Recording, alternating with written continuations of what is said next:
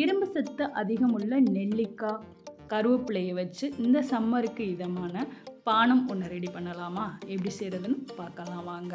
முதல்ல ஒரு மிக்ஸி ஜாரில் 2 நெல்லிக்காய் எடுத்திருக்கேன். கூடவே 2 இன்ச் அளவுக்கு இஞ்சியை தோலை நீக்கிட்டு சேர்த்துக்கிறேன். அடுத்து ஒரு மீடியம் சைஸு குக்கும்பரை நல்லா க்ளீன் பண்ணிவிட்டு கட் பண்ணி சேர்த்துக்கிறேன். ஒரு கைப்பிடி அளவுக்கு கருவேப்பிலை சேர்த்துக்கிறேன். சாறு இது கூட சேர்த்துக்கிறேங்க. டேஸ்ட் அருமையாக இருக்கும்.